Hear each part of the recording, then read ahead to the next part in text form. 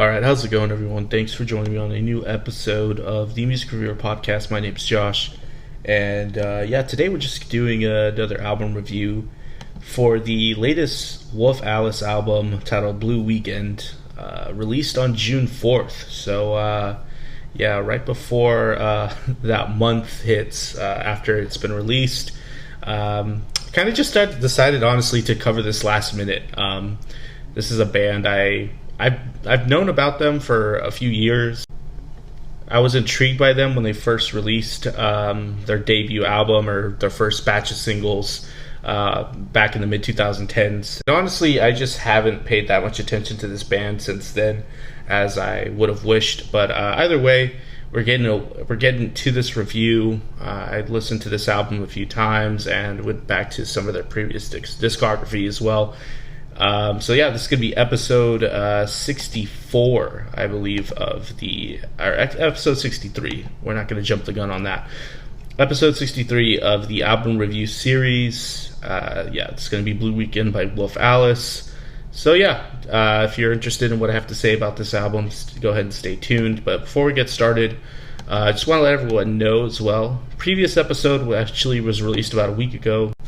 And on that episode, we covered the latest King Gizzard and the Lizard Wizard album, Butterfly 3000. And I thought this album was interesting. It's a huge contrast of what typically we get on a lot of King Wizard and the Lizard Wizard stuff. This was an album that definitely went in a different direction, a more synthy, poppy, indie direction, as opposed to sticking to their more rock band-centric roots with, a lot of jamminess thrown in. This is kind of different. This is more of just synth pop songs. Check out that album if you have not. Also check out the review if you have some time.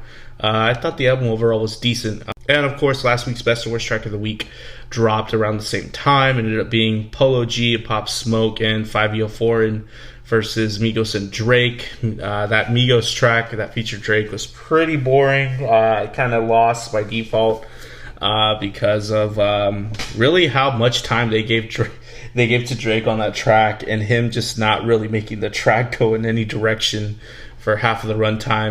And then Best Track of the Week, I actually thought that Polo G track with Pop Smoke off of his latest album was probably the best thing off of that album that I heard, because this Best and Worst Track of the Week episode basically covers the entirety of that Polo G project Hall of Fame. So if you're wanting to hear my thoughts on that Polo G album, go ahead and check out that episode of Best and Worst Track of the Week for the week of June 26th. It's on whatever service you're streaming this podcast on, whether it's YouTube or a just streaming service. And then also on that episode, we covered some tracks by some other artists. Tate McRae's in there with the track she did with Regard and Troye Sivan. A reggaeton track in there with Jay Cortez, Weeson, and Los Legendarios. Travis Barker and Willow, that track I covered. Also that latest Megan Thee Stallion track, and then also the Lorde track that dropped out, Solar Power. But anyways, let's go ahead and get to the gist of this review. And as always, you can always expect a new episode of Best and Worst Track of the Week to be dropping quite soon. But anyways, let's go ahead and get started. Like I was saying earlier, this album review is going to be over the latest Wolf Alice album. It's their third album. And I guess their 10 year or so formation. The band started as early as 2010. They formed in London. Wolf Alice, if you're not familiar with them, they're an alternative indie rock band. They're kind of in that vein. They kind of came around the mid to early 2000s indie boom, kind of on the tail end of it. And they also have some notable leanings towards some styles like shoegaze and dream pop at times. It shows up on this album and previous albums as well. So if they're ever classified like that, I'd say, in a sense, they could have some influences in that vein. And just going over some brief history, the band was first comprised of two members, Ellie Roswell and guitarist Jeff Odie. They formed an acoustic duo, and it wasn't about 2012 that the band added a bassist and a drummer. The band's first single, Fluffy, was actually released in 2013, so it was a few years until they actually got that whole full band thing going. And then later their debut EP, Blush, was released. It wasn't until finally in 2015 the band released their debut album, My Love Is Cool. And around that time, I believe the band garnered some of my interest, mainly due to one of the tracks on I believe their debut album, which was also released as a single titled Mona Lisa Smile, being presented, as this fresh track, making really like the rounds on alt rock radio rotation around the time. I was really listening to a lot of different alternative and indie bands around the time because that's just what I liked. And I was just really liking the band's sound based off of that track around the time. I will say I probably did listen to the debut album at some point, but I don't think I have revisited it much since then, unfortunately. I guess my initial interest in the band died off quite quickly after they became more relevant. I will say that I've never been completely uninterested to the band, though, to the point I don't want to hear their music. It was really more of just me being interested in various other artists and not having much time to go back and listen to Wolf Alice much over the years. And then after that debut album, a couple years passed, they released their second album, Visions of Life, which was released in 2017. It debuted at number 2 on the UK albums chart. That album was met with some widespread critical acclaim. It's also notably won a 2008 Mercury Prize, which is no small feat. There's been several prominent and great albums that have won that prize, so I guess this album had much critical acclaim to it. As always, I do like to listen to the most previous work of an artist before reviewing their current one, just to see where they came from the previous project, or where they were coming from. And I will say, I think I might have listened to Visions in Life, but I didn't remember much of it, and coming back to it honestly, and I could kind of see why. It was a bit of a trek to kind of get through it all. I'm not saying it was terrible, but I don't know if it just didn't age well for me, but I can maybe only pick out a couple of tracks that really resonated with me. And honestly, I don't see that much of a similarity between the previous album, Visions of Life, and this new one, Blue Weekend. But going over some notes, or just some highlights on Visions in Life, the track Yukfu was a shouty sort of cut that contrasted with how ambient the opening track was on this album. The track is quite gritty and distorted, not very pleasant sounding at times, but that's probably the point. Don't Delete the Kisses is probably one of the band's better known tracks. That's a track that I've heard at various points over the years, mainly on like Spotify, all indie playlists, or contemporary indie radio. But I do appreciate the shifting character the track displays with the whispered vocals on the verses and the shouted vocals on the chorus. The track takes its time, creating a lot of anticipation, and before every chorus, that definitely does happen. It's a nice track. I do like going back and listening to that one at least. Sky Musings seemed like it attempted to be quite grandiose, but just ended up sounding like a jumbled assembly of various textures saturating the track with some soft-sounding vocals added. Saint Purple and Green has some lovely and sensitive moments when the track is a bit simmered down on the verses. However, the abrupt sections or get some loudness don't quite fit in the overall, I guess, nature of the track. So mainly my impression of Visions in Life was that if I was a bit more versed in it, or had been more familiar with it, going into this new album, Blue Weekend, I would have been quite surprised with the direction the band went with Blue Weekend. I honestly, based off of how I'm feeling about Visions of Life now, I don't think I would have been that optimistic for Blue Weekend. Not to say that I thought they were going to make a bad album or Visions of Life was a bad album, but Visions of Life did receive a bunch of critical acclaim and even won a Mercury Prize. But maybe it just didn't really age all that well, in my perspective at least. But to me, it just felt not all that pleasant to get through. There were some nice moments revisiting, such as Don't Delete the Kisses. But if I was forced to point out several or various other highlights on that album that have really stuck with me, I unfortunately don't think I could. I think it's just not an album that resonates with me. So if I was going into Blue Weekend with that mindset, it would be really hard for me to go into this project with optimism or just like a general sense of curiosity. But good thing is that I started listening to Blue Weekend before, I guess, getting my feet wet more with Visions of Life.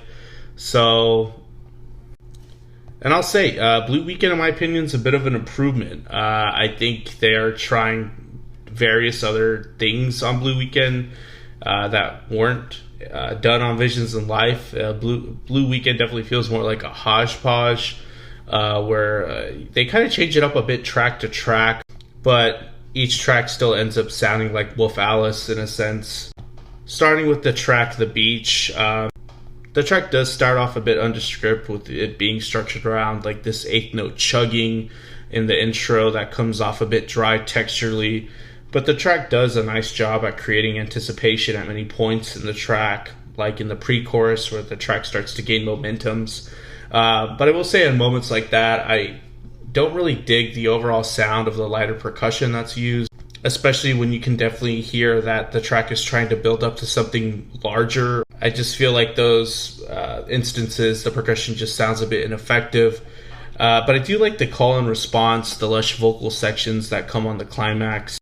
The track is also a bit short and maybe a bit underdeveloped, but I think that might be the point. I don't think it's supposed to be a full-length track either. I think perhaps it's just trying to introduce the album in an interesting way. But after that, we kind of get things changed up a bit with Delicious Things. The track sounds to me a lot like it came from like the last Hazel English album from last year, especially the way the track is introduced. The haunting vocal texture on the chorus sounds a lot like Lana Del Rey as well for some reason. Some of the guitar textures on this track can be quite direct. The effect it has at times is quite nice, though. It creates like this western or desert-like ambience. But the track definitely has like a largeness to it. I think it's a bit of an improvement from The Beach, but then again, Delicious Things is a fully developed track as opposed to what we found on The Beach. But I will say Delicious Things also has like a Radiohead-esque like outro to it as well. There is spots and hints of Radiohead all throughout this album. Lipstick on the Glass. Here I'm really liking the groove that drops in at the chorus. The accompanying plucked guitar riff isn't bad either. I like the crisp drum groove that's all over this thing. Sounds very Radiohead-like as well all throughout this track. It's a bit of an ambient and dreamy sort of track as well. The dream pop sort of stuff influence is starting to pop in here. On this track, I'm digging the brief exposed sections as well. The track Smile, here we finally arrive on a track that has some rock attributes with some nice grit in the opening, a bit of pop flair to it as well. This kind of reminds me of like the, I guess, charm that Wolf Alice had earlier in their career with, you know, comparing it to a track like Mona Lisa Smile that was heavy and gritty. I think on this track they're maybe trying to allude to that sort of, style, but it really doesn't show up anywhere else on this album. But I do dig the moments where the dirty and gritty bass is at the forefront. To me, at times, it sounds maybe like a 2010s era Kasabian track, if anyone's aware of that band. Next track, Safe from Heartbreak. I just really could not get into this. To me, this is, the oddball in the whole entire context of this album. It's very limiting texturally for most of its runtime. I do love the lovely vocal harmonizations that come about here, but it's very much so a track that is an acoustic cut that just kind of does not mesh well at this point in the album sequencing and in context to the rest of the stuff that was on this album. I don't think the album would have been affected negatively had this been left out, but that's just my opinion. How Can I Make It Okay? Interesting track. It aims to be ambient on the front end. The percussive textures at this point are quite small and impactful again, though. The track doesn't really pick up until some more traditional instrumentation is presented, though. But on this track, there is some spaced out punchiness in the bass that makes the track a bit more present. But the track really aims to build and build until it comes to like this emotional catharsis. The more and more the chorus is reiterated. The vocal chops on this track, especially on the belting, are pretty impressive at times. This is just one of the tracks that I wanted to come back to a bit, just because I was maybe missing something every time I listened to it. But at the end, it ended up being an interesting track. I don't think it's the best track or anything on this album, but it definitely is interesting. And like I said earlier, it's an interesting track. Might be hard to digest with how emotional and dramatic it is to some people, I think, though. Play the Greatest Hits. It's another track that kind of is just a bit of an outlier, but I will say it does work because it kind of goes along with, the earlier, harder Wolf Alice stuff that has some grittiness to it. It's kind of like an offshoot punk track supported by a gritty and heavy bass track. A lax pulse in the overall groove as well. The track ends up lasting a bit longer than I initially thought it would, but it's fine for what it is. If it's your thing, if you like punk music, this might be an actual highlight on the album for you. There are some noisy background effects on the instrumentals that happen on the chorus that are a bit shoegaze-like, so we do get more of that dream pop shoegaze influence bleed in here. It might be the best track on the album for you as well. After that, we get Feeling Myself. I thought the keyboard progression that's established in the beginning, I do dig that. It's a little Lana Del Rey-like on the verses. The more I listen to it, it's actually very Lana Del Rey-like. And I'm digging how the track has some dynamic contrast with some more simmered down moments. It's an interesting track, but it can feel a bit elongated and engulfed in itself, though. And then after that, we're kind of winding down. We get The Last Man on Earth, which was probably the first single that was released off of this album back in like January, February. Like I was saying earlier, I did review this track technically on the podcast a few months ago when I released a batch of tracks that I wanted to review just on YouTube. This was one of them, and I think that my thoughts on it are still pretty consistent. At the time, I wasn't too sure what to think because I was obviously unaware of what this album would sound like. And I don't think this track necessarily makes the album any better or worse. It's just kind of there. It's a bit dramatic and grandiose at times. At first, I thought it was a bit uncharacteristic of the band. It's very piano-centric. I was used to Wolf Alice being this very guitar-centric band with a loud sound. It was very singer-songwriter-esque. It still kind of is, honestly, when I go back to listen to it. It kind of reminded me of like that Christina Perri track, Jar of Hearts, just with maybe a more rich and prominent piano. As I listened to it even more, it kind of then hit me that it was maybe like one of the more simmered down Coldplay track. It's slowly paced, definitely aims to build up to something its entire runtime. There's some interesting haunting vocal effects as the track progresses. Eventually gets to like this eerie sounding children's choir bit that sounds a bit distant, a bit buried by some of the bright synth textures. So back when I reviewed it, I thought it was a weird lead single. But on the track, there's a punchy, deep, resonant bass that cuts through at times that I thought was nice, and it gave some warmth to the track. It just goes for that climatic ending that at least makes the track more interesting. But at the end of the day, I'm just enjoying it as much as I did a few months ago, I think. No Hard Feelings is the track that came right after that. Nothing too much to say. Kind of sounds reminiscent of like a more stripped down Kings of Leon track. And it's a track that lingers around and takes its time. After that, we end with The Beach 2. It's a pretty colorful and ambient track. I like the bass groove that guides this thing. There's a bit of a sludginess to it as well. And it's maybe going back again to the shoegaze leadings. There's some colorful moments as well on like the latter half where we get like this big instrumental interlude.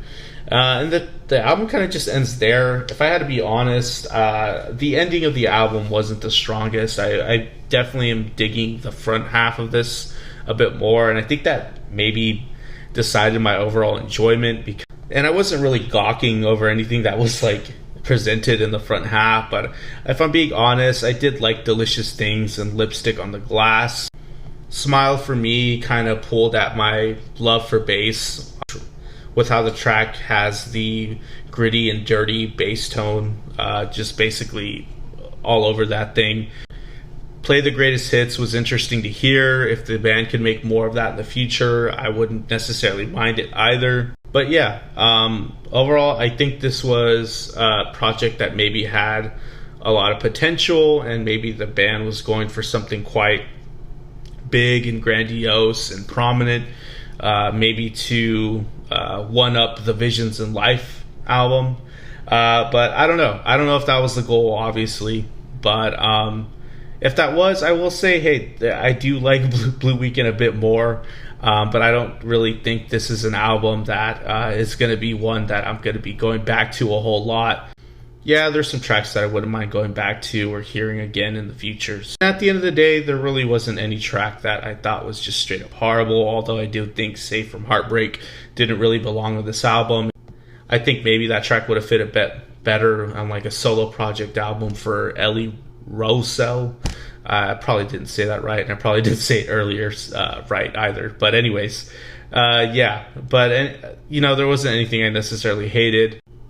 There was just some head-scratcher moments, obviously, like Safe from Heartbreak. And that's also some of the blatantly obvious influences and some parts that I really, really question. Like, I really have to go back to listen to Like a Drug by Hazel English, if that's the right track I'm listening, that I'm thinking of.